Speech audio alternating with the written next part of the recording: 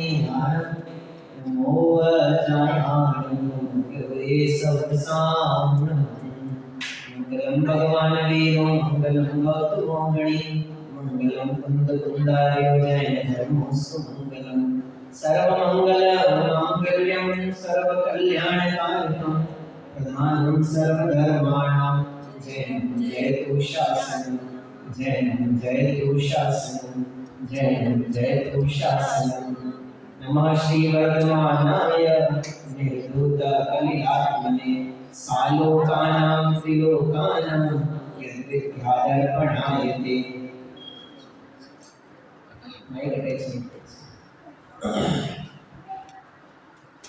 श्री महावीर स्मरण, इसकी चर्चा अपनी यहाँ पर चल रही है। 10 लक्षण महापर्व में हमने ये विषय चलाया था और अंतिम 2 छंदों की चर्चा इसमें अपनी शेष है, इसलिए विशेष कक्षा आज इस पाठ को पूर्ण करने के लिए अपन ने लगाई है। अब तक अपन एक बार पूरा पाठ कर लेते हैं। भज महावीरं भज महावीरं भज महावीरं गूढ़मते मरणे सन्निहिते संयाते नहीं नहीं रक्षति भोग विना। भज महावीरं भज महावीरं भज महावीरं गूढ़मते दारा कारागार सारं चित्र चरित्रा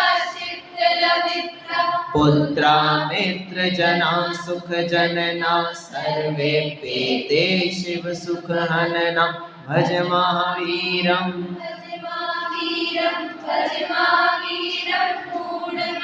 भवपाथादो भ्रमणं कृत्वा सम्यग् धर्मरतिं रेमनुजत्वं मिथ्याधर्मं किं न जहासि कुकर्म। भज महावीरं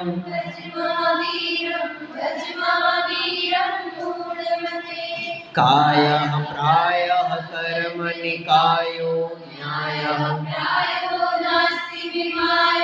परिवारोऽयं निज सुख रक्तः परहित करणे। भज महावीरं नायं देहो दिव्य विलास स्थाता स्थिरतर माता भ्राता पुत्र कलत्रं सर्वं पश्यत चिरान् मित्रं। भज महावीरं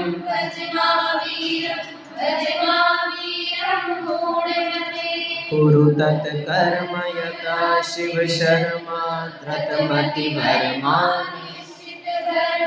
येन नामानव भवना मिथ्या भाति कुरंगजलाभ। भज महावीरं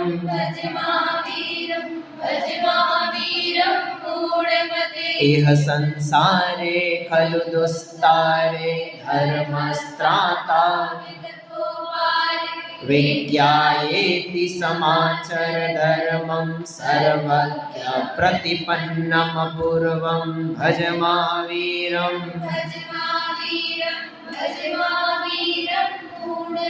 भुजगा भोग समाना भोगा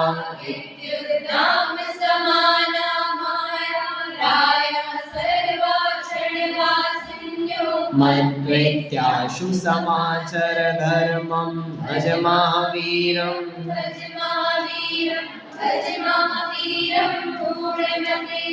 दुष्टाशां सर्वस्व विनाशां त्यजत विमूढधियः सततं सुकृत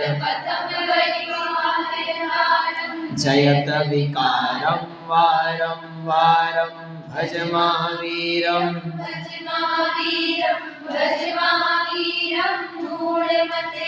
गुणवद गुरुष्वति भक्ति प्रीति दत्ते सत्य शुभंकर दीति त्यक्त्वा पूज्य कलयसि केवल दुःखमपारं। भज महावीरं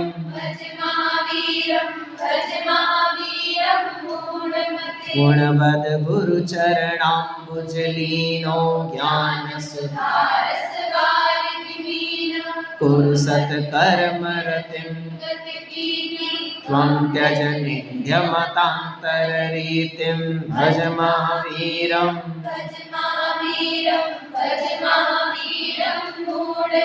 कालः क्रीडति गच्छत्यायु ब्रह्म्यसि किं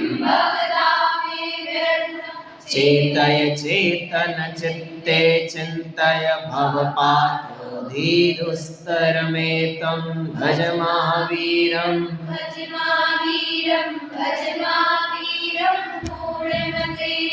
दन्ताश्चलिताः पलिताः केशाः तदपि न कृष्णा सत्यासत्यविवेकविहीना भज महावीरं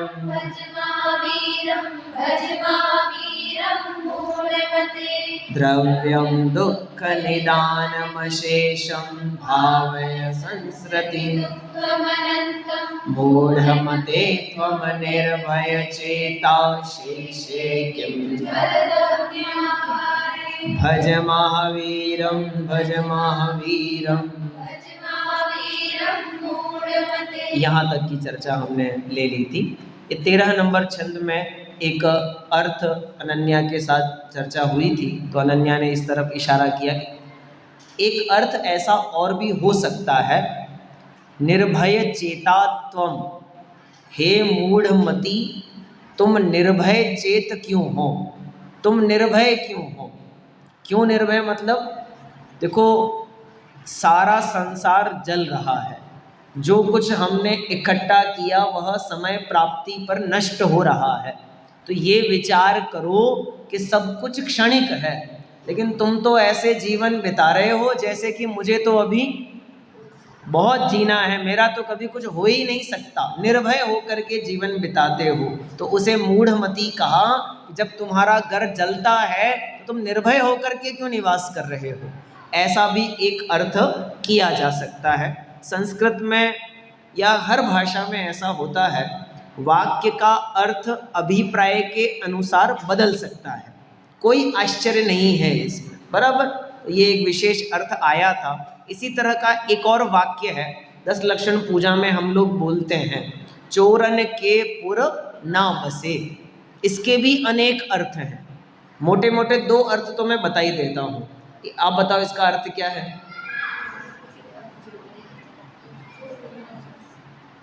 नहीं आया तुमने? उत्तम आर्जव पूजन के अंदर पंक्ति आती है अंग पूजा में, है ना, कपट न कीजे कोए चोरन के पुर ना बसे। क्या मतलब हुआ इसका?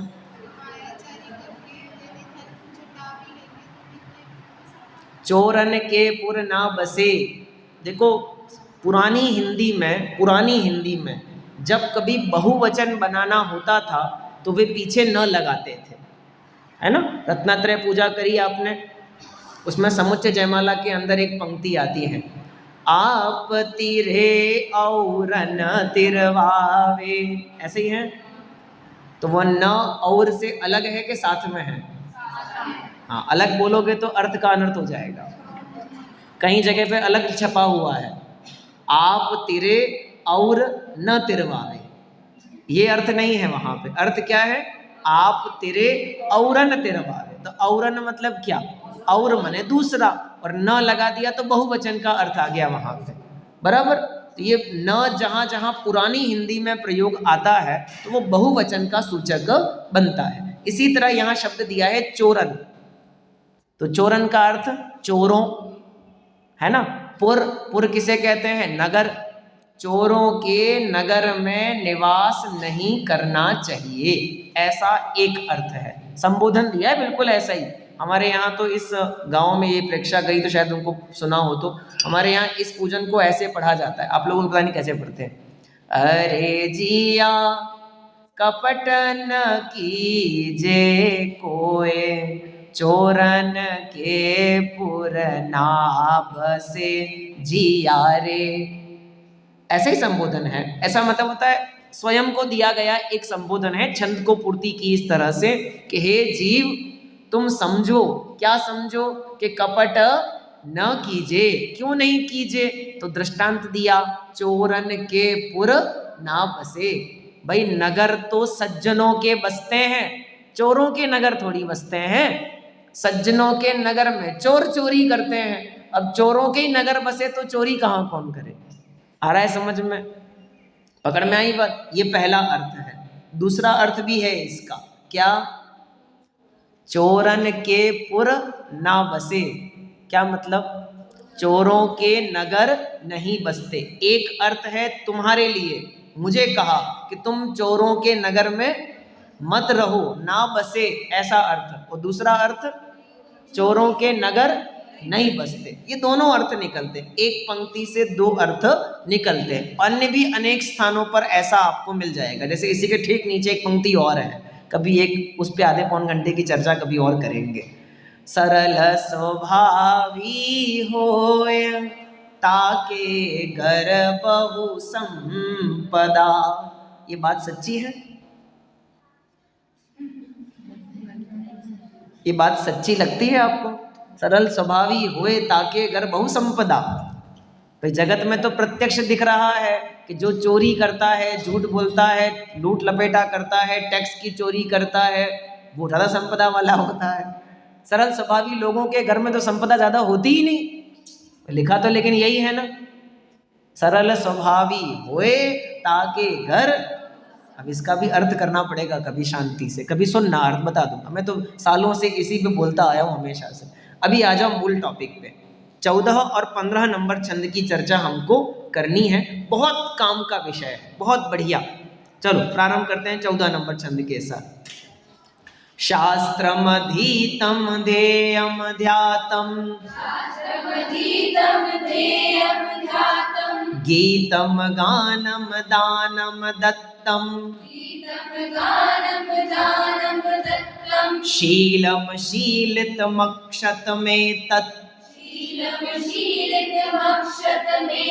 शान्तिर्नोचित व्यर्थमशेषम्। संधि हुई है।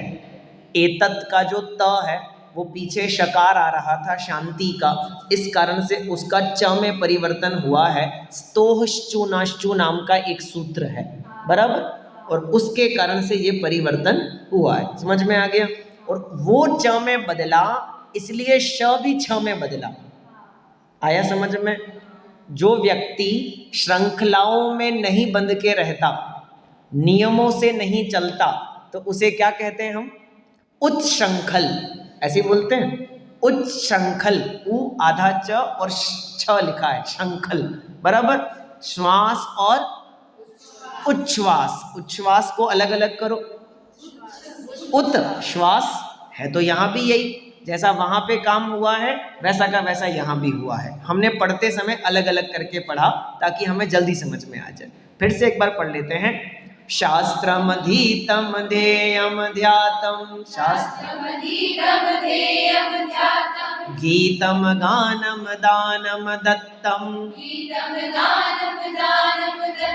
शीलं शीलितमक्षतमेतत्,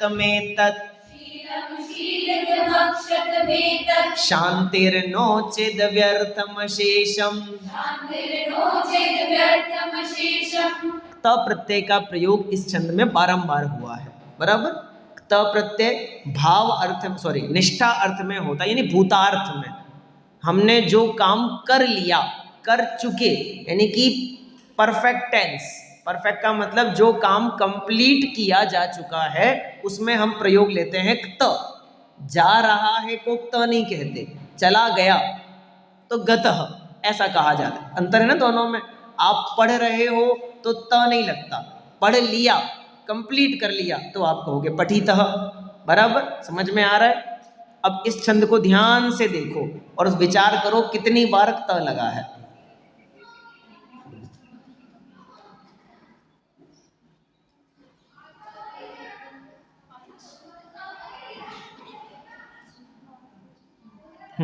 बोलो भाई, कौन बोल रहा है? चलो, पहली पंक्ति में कहाँ कहाँ लगा है? गीतम, पहली पंक्ति में अधीतम, शास्त्रम अधीतम, पहला शब्द है अधीतम में क्त प्रत्यय लगा, बिल्कुल ठीक है। दूसरा शब्द ध्यातम, बिल्कुल ठीक। तीसरा शब्द गीतम, चौथा शब्द दत्तम, पांचवा शब्द शीलितम, और छठवा शब्द, अरे नहीं है भैया, बस 5 ही है, 5 ही है, 5, 6 नहीं है, है ना। हाँ, अगर बुद्धि लगाओ तो अक्षत में भी है, थोड़ी सी बुद्धि लगाओ तो अक्षत में भी है, लेकिन यहाँ नहीं लगाना उस अर्थ को। यहाँ हमें क्रियावाची शब्द चाहिए। जिन क्रियाओं में त प्रत्यय का प्रयोग हुआ है, ऐसे 5 शब्द हमको दिखाई दे रहे हैं, यानी हमने ये काम कर लिया। क्या क्या किया? पहला नंबर काम, शास्त्रम अधीतम, शास्त्र क्या कर लिए? पढ़ने को अधीत नहीं कहते। हाँ, अरे इतना कर लेते तो फिर क्या चाहिए था। अधीत का मतलब होता है गुरु के समीप जाकर के उसे पढ़ना, अध्ययन। आप पढ़ते हो ना, तो उसे अध्ययन नहीं कहते, अधिध्ययन। अधि मतलब अधि, किसी के निकट बैठ करके, किसी के समीप जा करके, उनके आश्रय में रह करके जब पढ़ा जाता है तो उसे हम क्या कहते हैं? अध्ययन, बराबर। इसलिए विद्या अध्ययन के लिए आश्रम जाना पड़ता था, है ना। बाकी शिक्षा तो बच्चा गुरु स्कूल अपने घर में भी ले लेगा, लेकिन विद्या अर्जन उसे करना है तो उसे आश्रम जाना पड़ता है अध्ययन करने के लिए, बराबर। आगे चलते हैं। शास्त्रम अधीतम, मैंने क्या कर लिया? मैंने शास्त्र पढ़ लिए। और उसके बाद क्या काम किया? ध्येयम ध्यातम, ध्येय माने ध्यान का विषय, जिसका ध्यान करना चाहिए, ध्येय जिसका ध्यान करना चाहिए, उसका मैंने क्या कर लिया? ध्यातम, मैंने ध्यान भी बराबर कर लिया। लोगों ने कहा यहाँ ध्यान लगाओ, यहाँ ध्यान लगाओ, यहाँ ध्यान लगाओ, कमर के पीछे 8 चक्र होते हैं उनमें ध्यान लगाओ, सब मैंने कर लिया बराबर। बैठ करके घंटों घंटों मैंने साधना भी कर ली, बराबर। तीसरा नंबर काम क्या किया? गीतम गानम, उल्टा नहीं हो गया थोड़ा सा? गीत शब्द का अर्थ क्या होता है? ये तो अनन्या बोल रही है, बाकी बताओ गीत शब्द का अर्थ क्या होता है? गीत का मतलब गाना के गाना। भैया ये जो लिरिक्स लिखा हुआ है ये गीत है कि जो मैं गा रहा हूँ वो गीत है? हाँ जी, जो लिखा है वो गाना होता है ना, वो गीत होता है, और जो गाते हैं उसे गाना कहते हैं, ऐसा ही ना? अरे ऐसा नहीं है भैया। जो गाया गाने योग्य है वो गान है, हमारे यहाँ राष्ट्र गान है, बराबर। गीत भी है, बिल्कुल सही है आपका कहना, ये भी सत्य है, मैं उसके लिए भी बात करूंगा अभी। राष्ट्र गान, गान का मतलब एक ऐसा सॉन्ग जिसे क्या किया जा सकता है? गाया जा सकता है, बिल्कुल सत्य है। और जब वो गा धातु, गई धातु है मूल में, तो वो जब क्रियापद में आई त प्रत्यय लग के, तो रूप बना गीतम। गीतम का मतलब गाया गया, गाया गया, बराबर है। अब अंतर समझना दोनों में, आपको बताता हूँ सब। बहुत बेसिकल डिफरेंस है। पहले राष्ट्र गान गाया गया कि पहले राष्ट्र गीत गाया गया? बिल्कुल गलत, पहले राष्ट्र गीत गाया गया, है ना। अगर आप थोड़ा सा गूगल हिस्ट्री पे सर्च मारोगे ना, तो आपको पता चलेगा कि जो राष्ट्रगान आज हम गा रहे हैं वो वास्तव में भारत की प्रशंसा में लिखा ही नहीं गया था, लिखा ही नहीं गया था। ये तो लिखा गया था ब्रिटेन के महाराज जॉर्ज पंचम के भारत आगमन पर उनके प्रशंसा में। क्यों? इसकी पंक्तियां भी इसी प्रकार की हैं। भारत भाग्य विधाता कौन है? बिल्कुल यही अर्थ है उसका, इसी अर्थ में उसे लिखा गया था, बराबर। और 1950 में ये जो गीतांजलि नाम की एक बुक है रविंद्रनाथ टैगोर की, है ना, उसमें से ये एक पार्ट, सिर्फ इतना ही भाग हमारे राष्ट्रगान के रूप में स्वीकार किया गया। लेकिन 1930 से हमारे राष्ट्रगीत के रूप में वंदे मातरम, बंकिम चंद्र चटर्जी जो हैं उनकी रचना, वो 1930 से भी पहले से वंदे मातरम के रूप में गाई जाती रही है। इसलिए नारा वंदे मातरम का प्रचलित हुआ। बराबर है। जय हिंद तो सुभाष जी ने दिया था बाद में जाकर के, उनकी फौज के नाम पे, हिंद फौज ना, आज़ाद हिंद फौज के नाम। ये हिस्ट्री है, मेरे को हिस्ट्री नहीं पढ़ानी, मुझे ये पढ़ाना है कि गीत और गान में क्या अंतर है। जो गाया जा चुका है वो गीत है, जो गाने योग्य है वो गान है। आया समझ में? इसलिए राष्ट्र गीत और राष्ट्र गान। अब ये भी हो सकता है, ये तो मैंने अपनी बुद्धि से अर्थ बता दिया, ये भी हो सकता है कि दोनों को डिफ्रेंशिएट करने के लिए, भिन्न भिन्न बताने के लिए शब्दों का प्रयोग अलग अलग कर दिया। हिंदी में गीत और गान एक ही होता है, संस्कृत में गीत और गान अलग अलग होता है।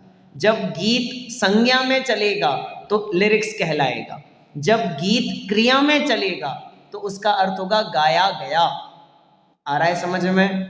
है ना? ये हिंदी में होता है, संस्कृत में ऐसा होता है कि हम क्रियापदों से क्या बना देते हैं, संज्ञा पद बनाते हैं। बहुत आसान बात है। इंग्लिश में भी ऐसा होता है, क्रियापदों से संज्ञा पद बनते हैं, कोई बड़ी बात नहीं है, हर भाषा में होता है ऐसा। नहीं आया समझ में? हिंदी में होता है कि नहीं होता है ऐसा? आपका हंसना मुझे बहुत अच्छा लगता है, बराबर? मैं सेंटेंस कह रहा हूँ, ध्यान से समझना। आपका हंसना, मैं रोना बोलूँगा तो अच्छा नहीं लगेगा ना, इसलिए हंसना बोला। आपका हंसना मुझे बहुत अच्छा लगता है, तो इसमें मैंने जो हंसना शब्द बोला है ये क्या है? क्रिया के संज्ञा?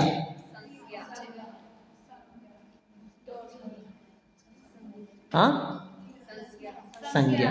मैं फिर सेंटेंस बोल रहा हूँ, आपका हंसना मुझे बहुत अच्छा लगता है, बराबर? क्या लगता है? अच्छा लगता है। क्या अच्छा लगता है? व्हाट का आंसर हुआ ना। व्हाट माने ऑब्जेक्ट, ऑब्जेक्ट क्या हो सकती है? ऑलवेज नाउन ही हो सकती है, प्रोनाउन ही हो सकती है, ऑब्जेक्ट कभी वर्ब तो हो ही नहीं सकती। तो हमने वर्ब का फॉर्मेशन चेंज किया और उसे हम कहाँ लेके आ गए? संज्ञा के रूप में प्रयोग करने लगे, बराबर? ऐसा होता है और हमेशा हमेशा प्रयोग करते हैं। आपका जाना सबके लिए दुखकारी है, तो जाना यहाँ पे क्रिया नहीं है, संज्ञा है, बराबर? अंग्रेजी में भी होते हैं, वॉकिंग, है ना? वॉकिंग, वॉकिंग क्या है? वर्ब है। हाँ, वर्ब भी है और नाउन भी है ना? Walking, walking is a good habit. हम जब कह रहे हैं walking is a good habit, तो laughing is the best therapy. तो लाफिंग का मतलब हंसना, लाफिंग। अब आप कहोगे इन्हें आईएनजी लगी है, ये तो कंटिन्यूस फॉर्म वाली वर्ब हो गई, कि नहीं है भैया, इसको क्या बोलते हैं अंग्रेजी में पता है? हाँ, किसने बोला? हाँ, बहुत बढ़िया, साक्षी ने बोला। और किसी को पता है क्या बोलते हैं इसको? इसको बोलते हैं जेरेंड। इंग्लिश की एक फॉर्मेशन है, GERUND, जेरेंड बोलते हैं इसे, है ना? ये जो जब भी आईएनजी फॉर्म की वर्ब्स को हम नाउन के रूप में यूज लेते हैं तो उसे जेरेंड कहा जाता है, बराबर? ये बहुत प्रकार से आपको मिल जाएगा, बराबर? ये गीत गान की समस्या सॉल्व होगी, खत्म। चले आगे। गीतम गानम, मैंने बहुत टाइप के गाने गाए, बहुत बार भगवान को जाके अपनी रामायण सुना दी। दानम दत्तम, दान भी दिया। शीलितम, शीलम, क्या पालन किया? शील को शीलित किया, वो भी कैसा? अक्षतम, अक्षत शब्द लिखा है ना, अक्षतम शीलम शीलितम, कैसा शील पालन किया? अक्षत शील का पालन मैंने किया, बराबर? इतना सब काम मैंने कर लिया, बराबर? शास्त्र भी पढ़े, दूसरा नंबर ध्यान भी किया, तीसरा नंबर भजन भी बहुत गाए मैंने, चौथा नंबर दान भी दिया और निर्दोष शील का पालन भी मैंने किया। लेकिन ये सब जो काम मैंने किए उन सब के लिए कहा शांति ही नह चेत। नह माने न मतलब नहीं होता भैया। अगर न के साथ विसर्ग लगा होता तो उसका अर्थ होता है अस्माकम, बराबर?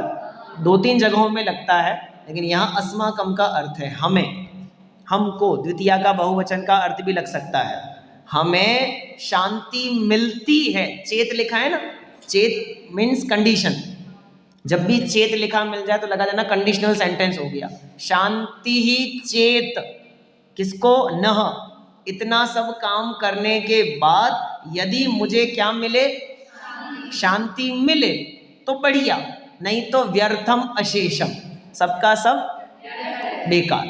अब ये बीच में फिलर करना पड़ेगा थोड़ा सा अपन को, छंदानुरोध से एकाध पद कम है, लेकिन अर्थ पूरा ऐसा निकलता है कि यदि ये सब काम करने पर मेरे परिणामों में शांति आती है तो सार्थकता, और नहीं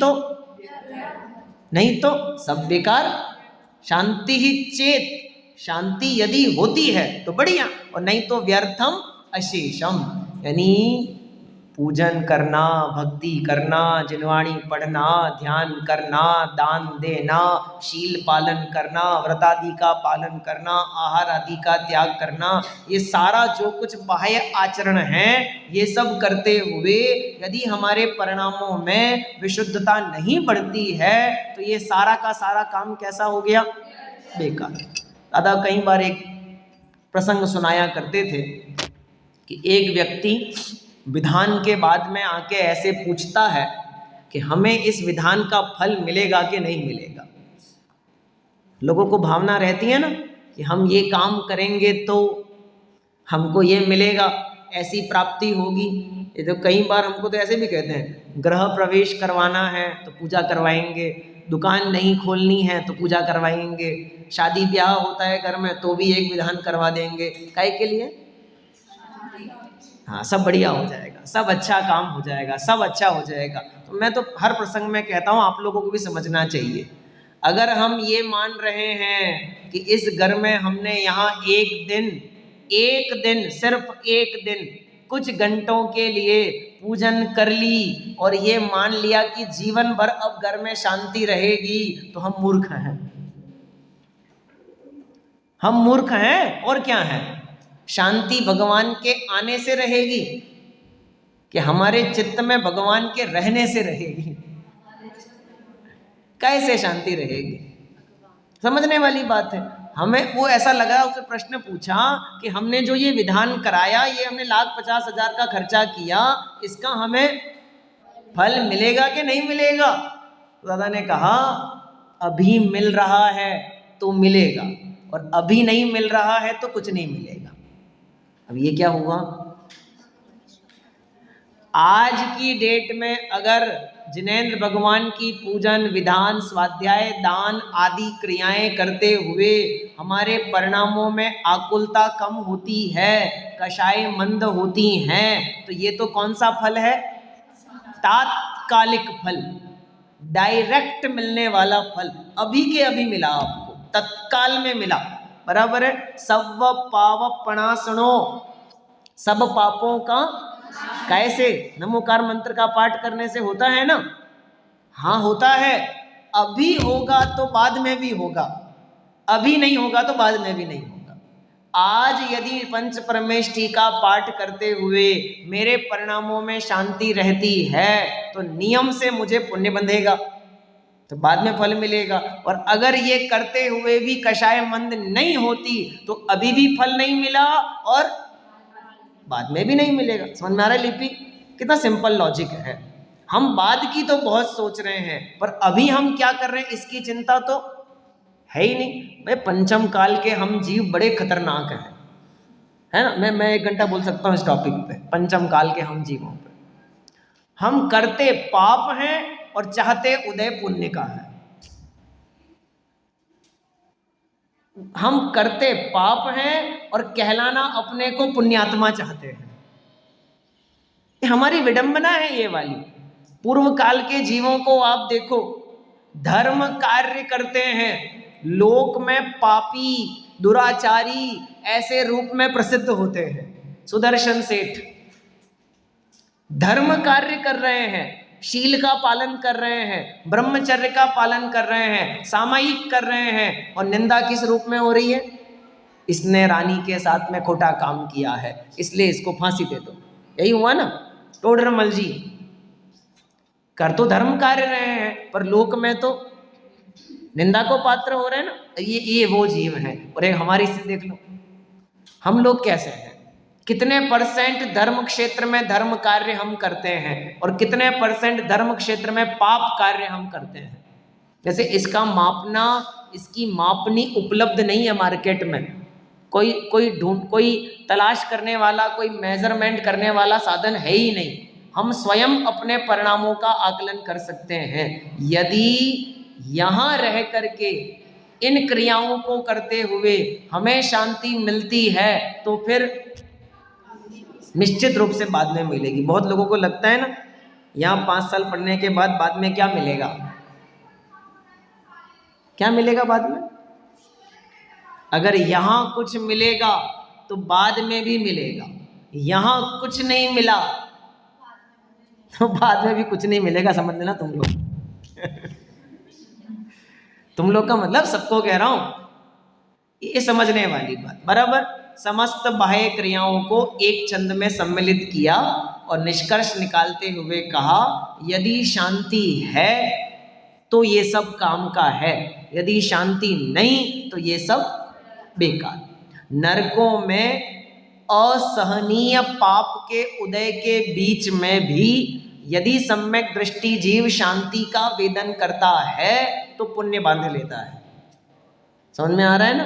पुण्य बांध, नरकों में भी बांध लेता है।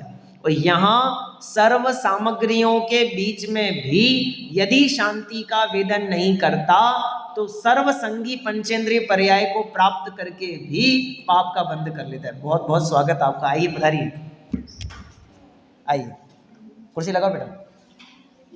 अरे आइए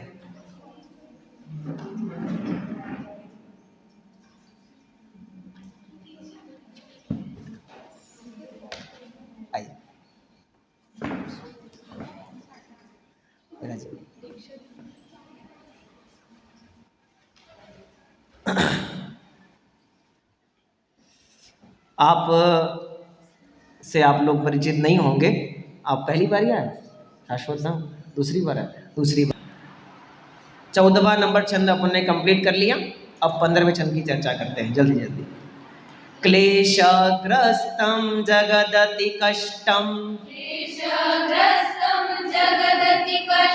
सृष्टं स्वर्जित कर्म विपाकात्,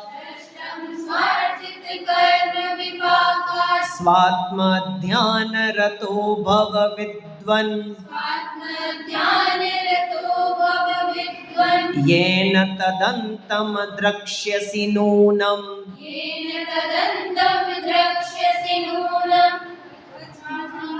चलेगा। जगत शब्द की व्याख्या करते हैं। जगत शब्द कौन से लिंग का है, पहले नक्की करो। नपुंसक लिंग का। मैं इसलिए कह रहा हूं क्योंकि जैसे ही आप देखोगे क्लेशग्रस्तम तो आप कहोगे द्वितीया लगी है, तो मैं कहूँगा द्वितीया नहीं, प्रथमा लगी है। क्यों लगी है प्रथमा? हम तो लिखा क्योंकि वो जगत नपुंसक लिंग का है। उस अनुसार क्लेशग्रस्तम, अति कृष्टम, सृष्टम, ये तीनों जुड़े हुए हैं आपस में, मिल गए बराबर। सब में कौन सी विभक्ति लगी है? प्रथमा विभक्ति, जगत के हिसाब से। कैसा है यह जगत? तो लिखा क्लेशग्रस्त है। सारा जगत किससे व्याकुल है? क्लेश से। क्लेश को सरल भाषा में हम करना चाहें तो आर्त ध्यान के परिणाम, बराबर, राग द्वेष के विकल्प, इनसे यह सारा जगत ग्रस्त है। दूसरा शब्द लिया अति कष्टम। अब ये तो सरल है, सारा संसार कैसा है? अति कष्टमय। ये पहले भी व्याख्या आ चुकी है, दोहराता नहीं हूं। आगे लिखा है ये सब मिला क्यों हमें? कैसे प्राप्त हुआ? स्व अर्जित कर्म विपाकात सृष्टम। इसकी उत्पत्ति क्यों हुई है, ये प्राप्ति हमको क्यों हुई है? क्योंकि हमने पूर्व पर्यायों में ऐसा ऐसा कर्म बांधा और उसका अब क्या आया है? विपाक, उदय आया और वो कर्म अपना फल देता है। समस्या ये है कि हम बंधने के समय पे चिंता नहीं करते, जब उदय आता है तब हमको चिंता होती है। भैया जो बांधा है वही तो उदय में आया है ना, है ना। अमित गति आचार्य की भावना 32 की वे 2 छंद अवश्य याद कर लेने चाहिए। कर्म सिद्धांत को समझने के लिए वे 2 छंद अवश्य याद कर लेने चाहिए। स्वयं दिए स्वयं किए जो कर्म शुभाशुभ करे आप फल दे, अन्य तो स्वयं किए निष्फल। अपने कर्म सिवाय जीव को कोई न फल देता कुछ भी। इन 3 लाइन के अंदर सारा कर्म सिद्धांत क्लियर हो जाता है। जीव को वही कर्म उदय में आकर के फल दे सकता है जो उसने स्वयं बांधा है। अन्य कोई कर्म जीव को फल देने में समर्थ नहीं है। जीव को अपना ही कर्म फल दे सकता है, अन्य का कर्म फल देने में समर्थ नहीं है। तीसरा नंबर, जीव अपने कर्मों को स्वयं ही भोगेगा, कोई दूसरा उसमें हिस्सेदार बन जाए, करे आप फल देय अन्य, ऐसा तो नहीं हो सकता, बिल्कुल नहीं हो सकता। तो जो कुछ हमको मिला है सो सब कैसे मिला है? स्वार्जित कर्म विपाक। सुमत प्रकाश जी पंडित साहब की भाषा में टिफिन में वही निकला है जो हम टिफिन में भर के लाए थे, बराबर। अब भरते समय ध्यान नहीं रखा और जब निकला तो रोना आता है। तो अब काय का रोना है ना, जिसको अपन कहते हैं उत्तम क्षमा धर्म की पूजन। ते कर्म पूरब किए खोटे, ये तो सेकंड नंबर की लाइन हो गई भैया, पहले इसको समझ लो ना। ते कर्म पूरब किए खोटे, अब खोटे कर्म किए तो क्या करूं कि भोग, अब उदय में आया है तो भोग सहे क्यों नहीं, शांति से चुपचाप उसे सहन क्यों नहीं करता, विरोध क्यों करता है, मिटाने का प्रयास क्यों करता है। जब तक तेने जैसे कर्म बांधे हैं वैसे उदय में आकर फल नहीं देंगे तब तक वो मिटने वाले तो है नहीं है। दुनिया में इसकी भी 1000 दुकानें मिलेगी, 1000 दुकानें मिलेगी इस चीज की। कौन सी चीज की पता है? हाँ, ये मिटाने की। हम आपका मरण रोक देंगे, हम आपकी बीमारी ठीक कर देंगे।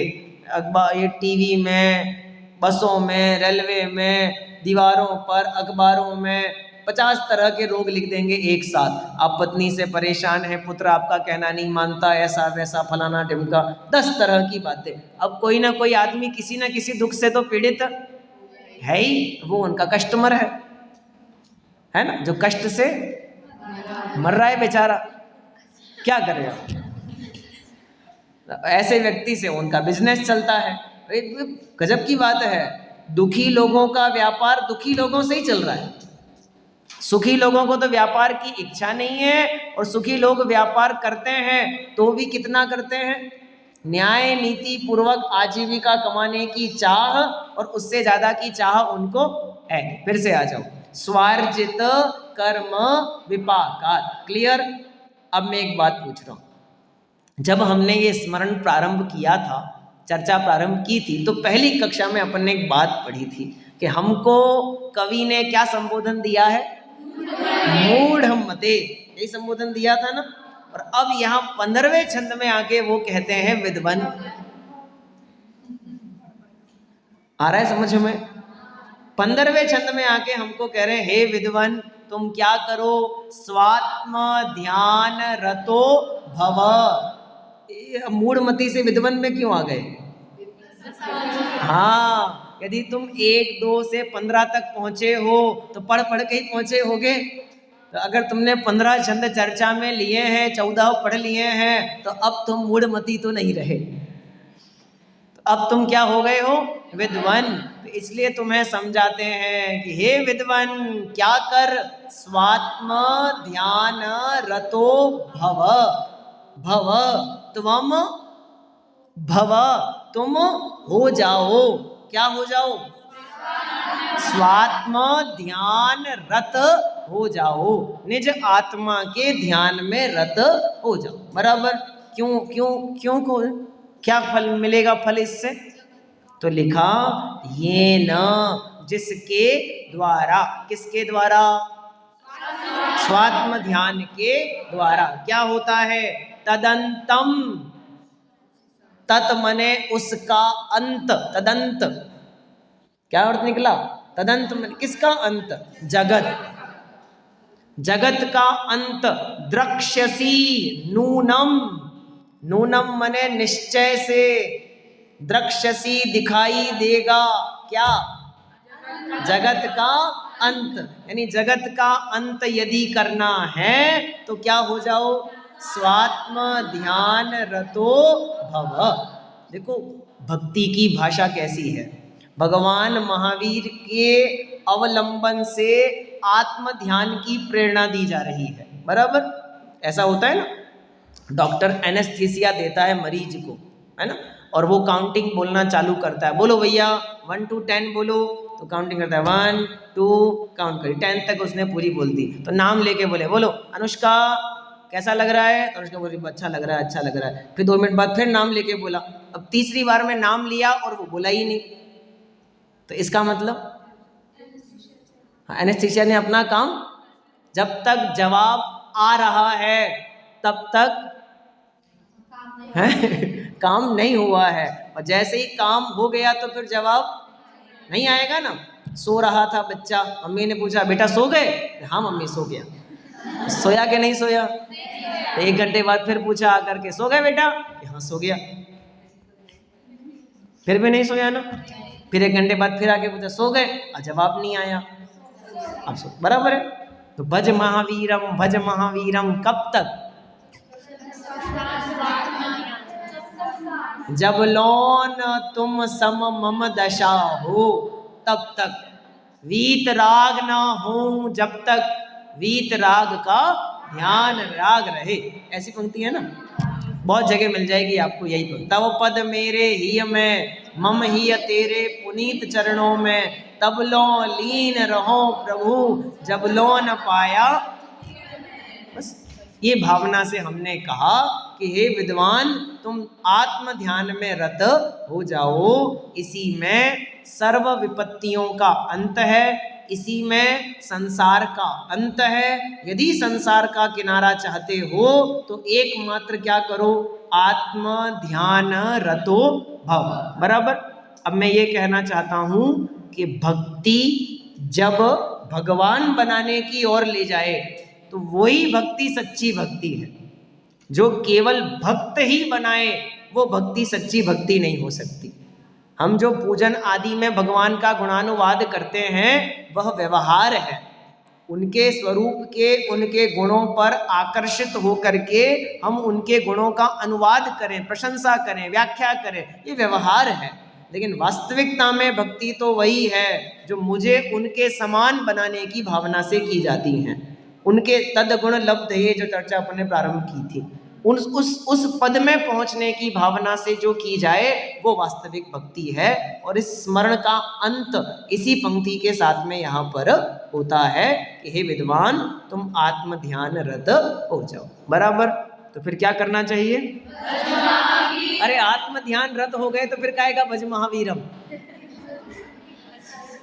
फिर कहेगा भज महावीरम, अब तो हैं?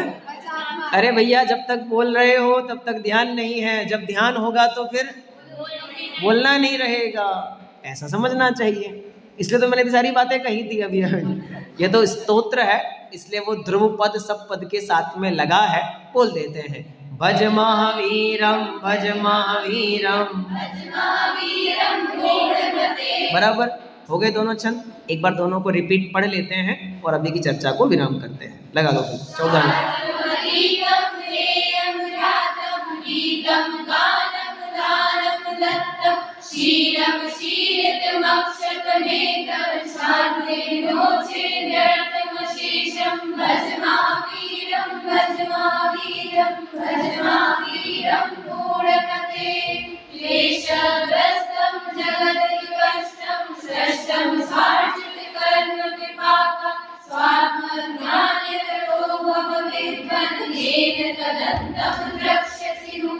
अब हमें